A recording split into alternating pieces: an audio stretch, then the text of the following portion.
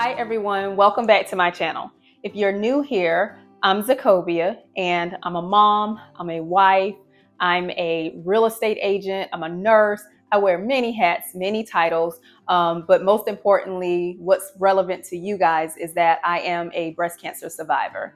And as someone who has researched a lot, someone who has learned a lot about battling cancer, I wanted to come today and talk about something that I feel like is important for us to talk about, and that's some of the common misconceptions of cancer.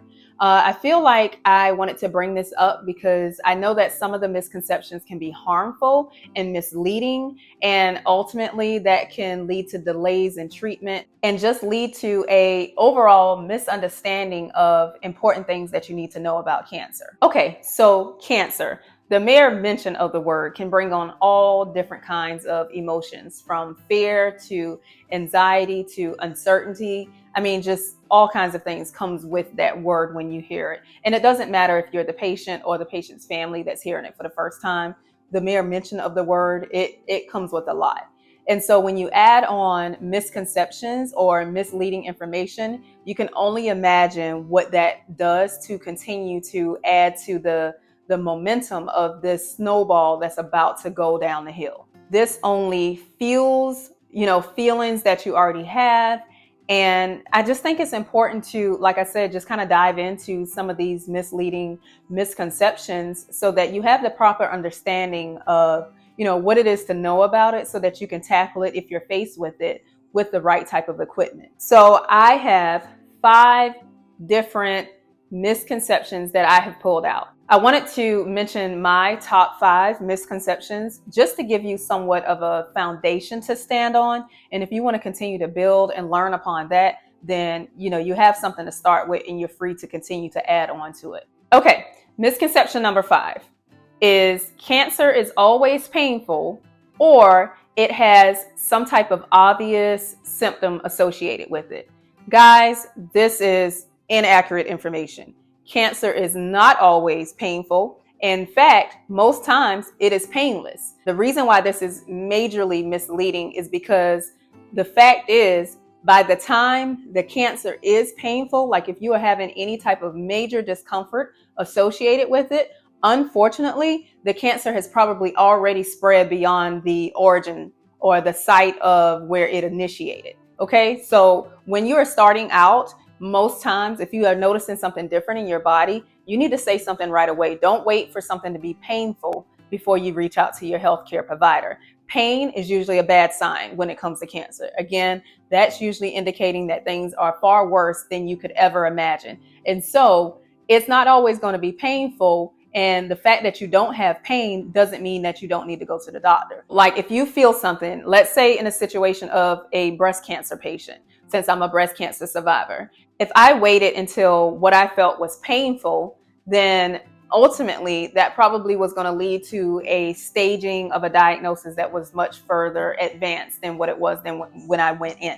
So again, cancer is not always painful. It is not always going to have some type of obvious sign with it. Like with breast cancer, you don't always have nipple drainage. You don't always have like a huge lump. Sometimes it's something really small that you could think that, oh, that's probably nothing. So again, it's important for you to know your body so that as soon as you notice something that's different, no matter how small it may be, you can get seen right away. Same thing goes to other types of cancers as well. Because a lot of times when it comes to like GI related type cancers, a lot of times you're not going to be able to feel or palpate or, discover something that could be, an early sign of something. So again, if you have something that's a little off, something that you notice blood in your stool and you don't have pain associated with it, that's a sign that you may want to call your doctor, because why do you have blood in your stool?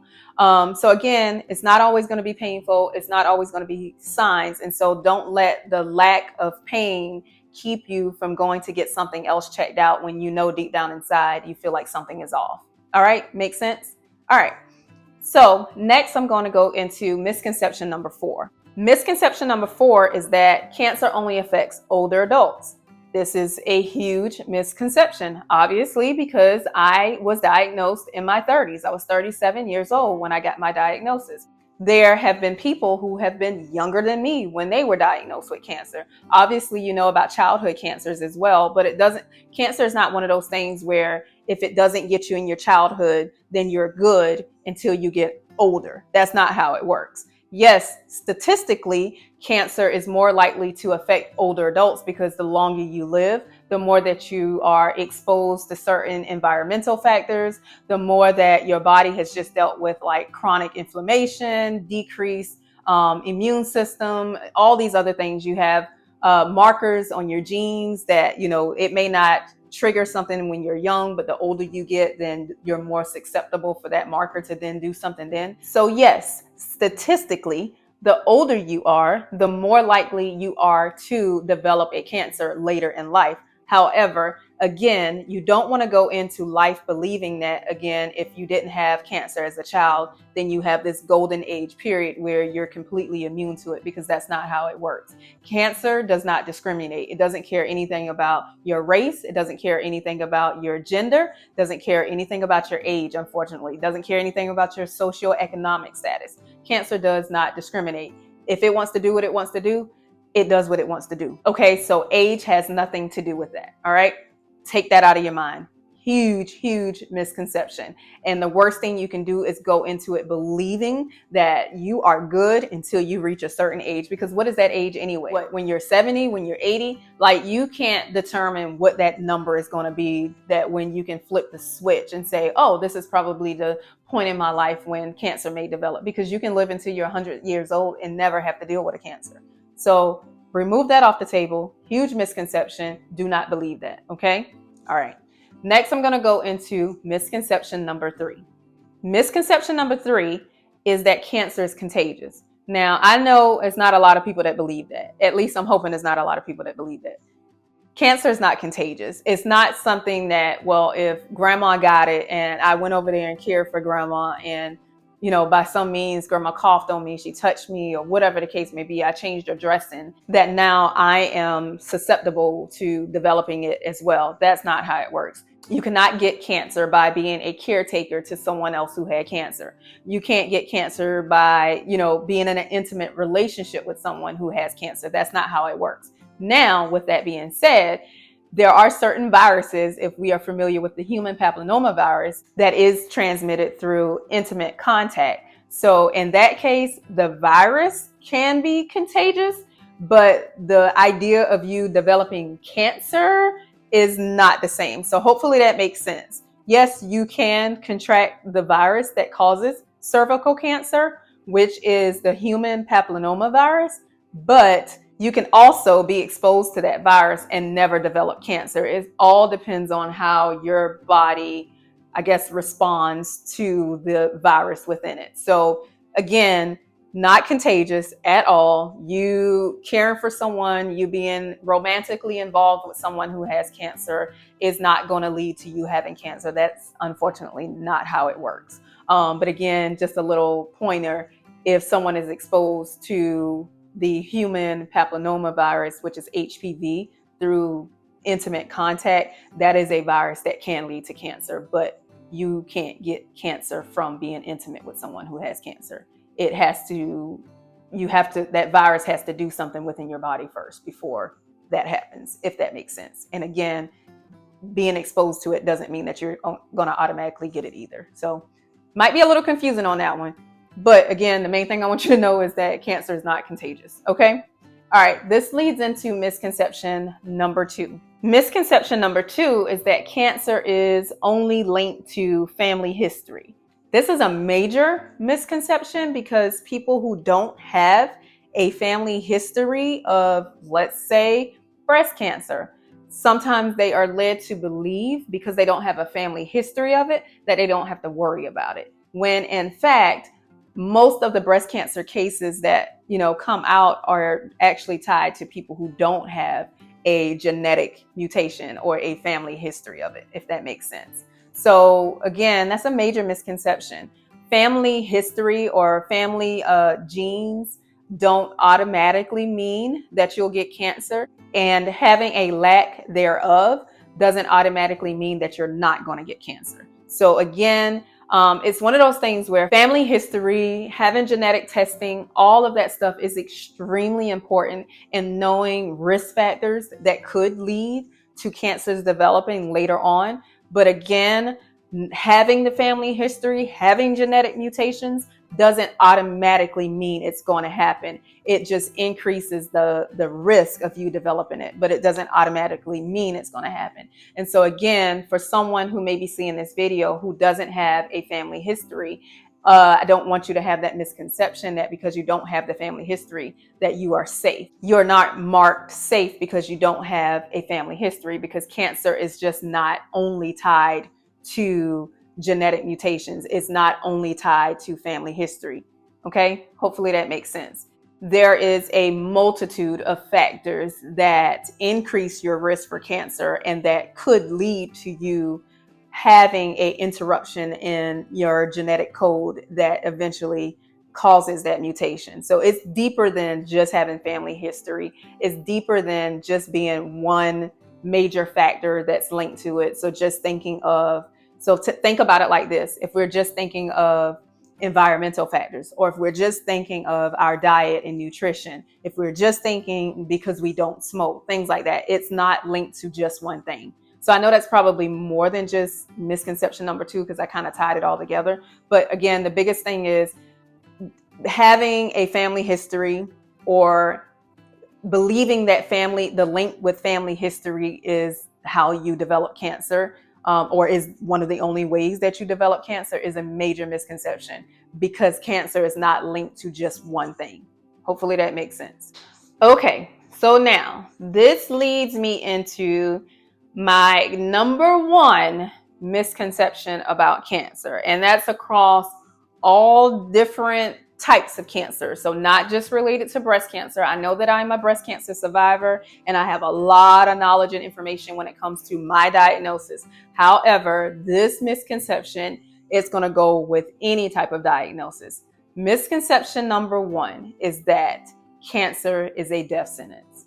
Guys, if you go into your diagnosis believing that just because you have cancer, you're automatically going to die, you are setting yourself up for failure. Okay? That is like the most gigantic, enormous misconception that you could ever lock into your brain if you come across it.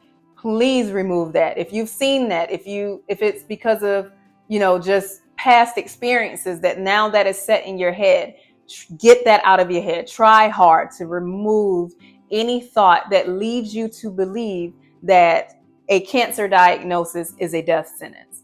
Cancer is not a death sentence. Cancer back in the day could have been. And there are all different types of cancers that have, major different types of aggressiveness to them.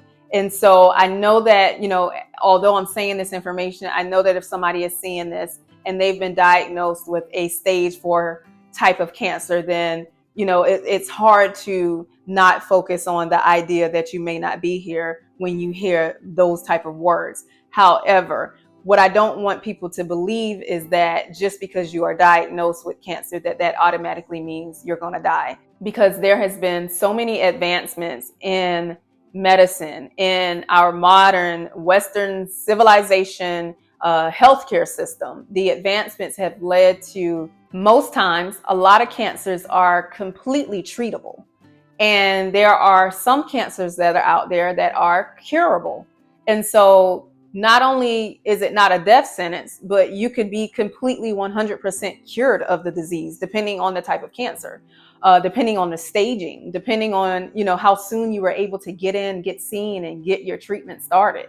And so even in cancers that are only treatable, meaning that, the doctor has said, well, we can't cure it, there is no cure, there are treatments that have put people in remission for years. And so, okay, yes, they can't label you with the word cure, you've been cured, but to be in remission for 20, 30 years, I mean, what else can you ask for?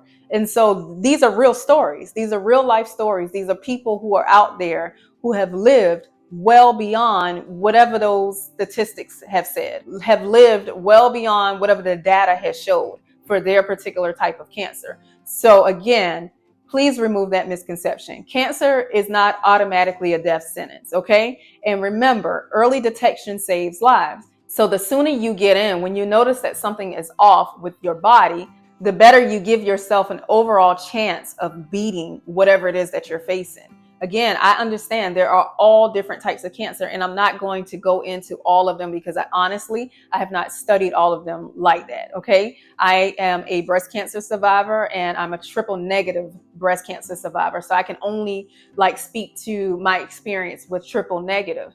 But again, I have friends who have survived all different types of cancers. And so I know this to be true when I say it. Cancer is not a death sentence. Okay. What would be a death sentence is that you believe that from the start and you didn't give yourself a chance to fight it. So just to recap, those are my top 5 most common misconceptions.